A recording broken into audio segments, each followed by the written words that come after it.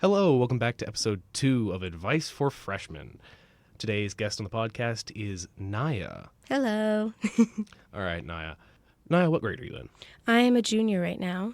What do you wish you would have known as a freshman here at El Cerrito High School?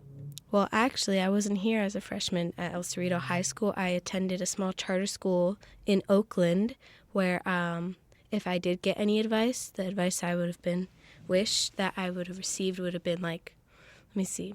First of all, just to be more bold and outgoing. I know it can be intimidating because, like, you're freshmen, you're going into high school and there's a whole new world and it's like everything's different. It's not the same necessarily, but just be bold, raise your hand in class, be understanding to your peers. I know it's new people. Well, for me personally, it was new. I went to a school where I knew no one, and I just had to be understanding for my peers because everyone's going through something, and freshman year is rough, and people are having times to, discover themselves. And if anything, just don't take anything personally either, and just, raise your hand in class, talk to your teachers, get close. Friends might come here and there, but just be understanding and be kind. Everyone likes someone who's nice. No one likes someone who's mean. And going back to the bold thing, something that happened to me freshman year was, okay, in my middle school, I went to a private school, so I had learned a lot of what we were learning freshman year. So I would raise my hand a lot just to, help out the class and get it over with. What year did you get here to El Cerrito? I transferred here sophomore year, halfway. Oh, okay. So, yeah, I was in the middle of the semester. But, yeah. But what Sorry, happened... keep going. No, you're good. But what happened was, I would raise my hand, and I thought I had gotten the problem right. I was like, I can do this one. But actually it was wrong, and I didn't understand how I got it wrong. I was very confused on it. But, it was like the first time someone had raised their hand and actually gone wrong. Because usually you raise your hand and you're confident that you have it, which I thought I was. But I'm like, okay. So I sat down, took a moment, watched a couple people do the same problem.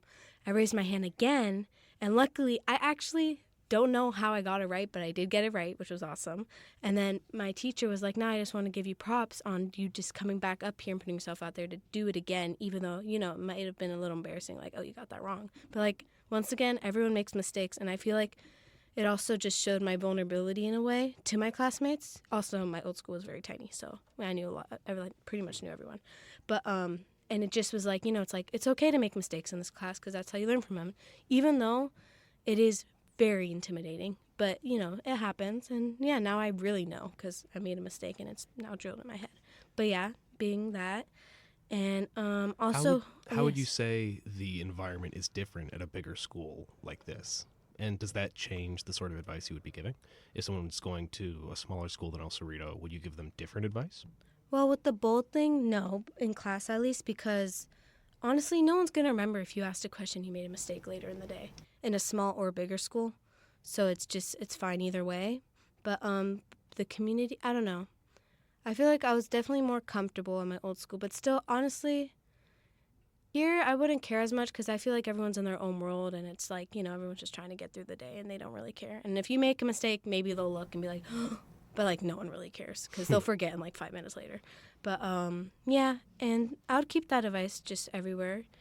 And what else? But connecting with the teachers I think is also important because they take, what is it called? Well, in the future for college applications, you might want to get that nice, recommendation letter. And also, it can be useful. Like some teachers have connections with people outside of school and they can help you maybe get internships or find someone who they can give you tips and you can contact them. Like my friend, she knew someone who helped her through her teacher that helped her do college applications and they helped her review it and stuff like that. So just being nice to your teachers or the ones at least you want to be nice to. I know some people You're a junior right now, right? Yes. What college stuff have you done? Because when I was a junior, it was all hypothetical for me. There was nothing action-wise that was happening. Yeah. Have you started on anything? Well, I've taken AP classes, and this is a first. I'm taking my first AP exams here, which is actually very scary. What AP classes are you in? AP Push. Oh.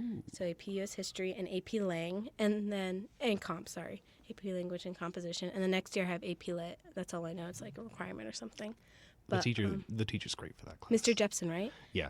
Worst You're in case, Mr. people- Jimenez's class then, right? With A Push? Mm-hmm. How is that? Do Well, you like his class? I hear nothing but think- negativity from that. Really, So, I actually liked him as a teacher. Really? Oh, but the good. work. Oh my God, the work. The work was absolutely dreadful. But honestly, I think we all made it through. Everyone makes it through every year. I think it's okay. But Well, yeah, but is surviving really the bar you want to pass here? it was really rough. But I do want to give props to him, and like he's definitely passionate about it. And I don't know, I like his vibe, and he seems his passion for him teaching makes me motivated to go there. But other than that, the work, I'm just like, oh please. Please stop. That's a very Yeah. honorable approach from a student. Yeah, but I do like him, and I think he's doing a great job. And he's been here for so many years, so yeah. And everyone likes him too, I feel like. Just people get annoyed by the work and the constant test, but it's okay. It's over with. That was last semester. No, Yeah, I just it's all have ancient this. history. Exactly, all ancient history. But yeah. And wait, any more advice do I have? Here. Yeah. I hate to have derailed you because you were talking about what was I talking about again?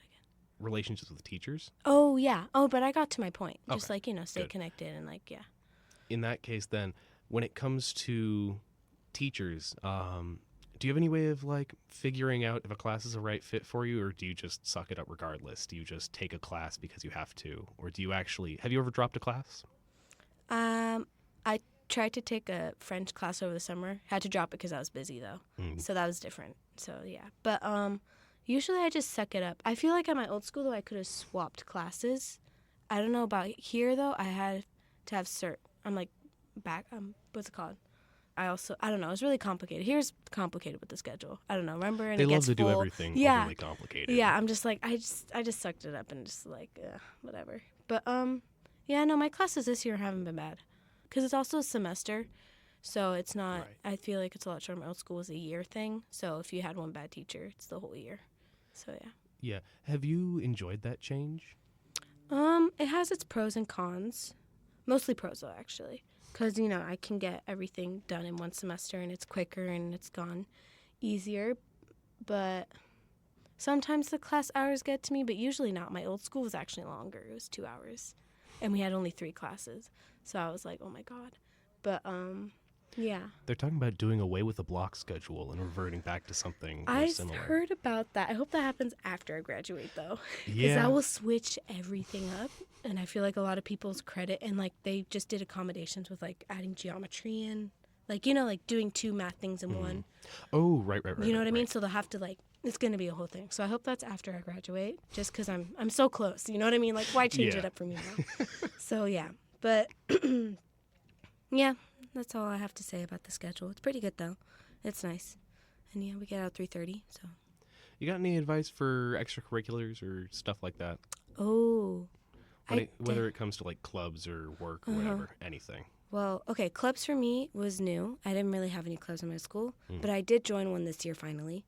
But What club did you join? I joined the what is it called, National Honor Society, which I know looks good, yeah. And they helped me get into Milo Foundation, which is a place nearby here that helps with volunteering hours, Right. which I definitely think you should start. All right, so the Milo Foundation is nearby, and it's a place where you can just volunteer and help. And it's a pet shelter pretty much with dogs and cats. And I've gone there like 3 times now. And it's like 2-hour shifts, but you do need to do 1 hour training shift before that. You start, like, it has to be 1 hour, and then you can start doing the volunteering hours. But, yeah, I've done that. But I think just hop on that freshman year so you don't have to stress about it. I know it's not required, but it looks good, And, yeah, it stresses me a little sometimes, but it's okay. It's not too big of a deal. But, just, like, every once in a while, if you do a little, like, 10 hours freshman year. If you do 10 hours every year, which is not that much, you have at least 40, and then you can really cram in. So I don't know. Yeah. That's not that many, but, yeah, focus on that. Would you say that you focused more on the academic or social side of high school in your tenure here? Here? Or not even just here, just in school in yeah. general, I guess. Are you more of a social or academic person? I'm a both person. Well, here, more academic. But at my old school, we weren't academic. Like, my school was so easy. So I was very social. And I was just like, it was super easy. And then, I don't know, it goes on and off. Like, last semester, I was very much more, like, focusing because I had so many tests with 2 AP Right. classes. But This semester is very relaxed. I just have to start studying for that big AP exam, but I feel like more social. But also, yeah, I don't know. I feel like I keep it very balanced in a way. But Do you have any suggestions on how to keep it balanced? Because I know a lot of people, myself included, who Uh-huh. cannot do that. Oh, interesting. To keep it balanced, I don't know. Just that's a great question. How do I keep it balanced? I also don't feel like I put too much pressure on myself to socialize. Does that make sense? So, Right. in my opinion, I can socialize throughout the day, but sometimes I'm just like, you know what? I can take a step back. Like, it's okay. They don't need to hear me talk all day today. Like, it's fine. Like, they'll see me tomorrow and the day after that. You know what I mean? So I don't put pressure on, like, oh, I should go hang out with my friends. Oh, blah, blah. Like, yeah. When the time comes, I'm like, you know what? I feel like it. Let's do it. So in my Yeah. opinion, it's balanced for me, but maybe I'm not as social as, like, you might think in your head. You know what I mean? Like, outside of school or something like that. But in my opinion, like, I'm social enough. So, yeah. But, yeah, that's what, I don't know. I think that's a complicated question. I have no idea. Answered well. Yeah. Any other? I don't have anything more to ask. I think you've covered a lot of good topics here. Yeah. Okay. Thank you so much. And I hope that if there were any freshmen listening, you have now gained slightly more insight onto how Naya would like you to experience high school. Thank you so much for joining us. This has been Advice for Freshmen at ECHS. Any suggestions for like an outro or something? I was just going to say peace out. Peace.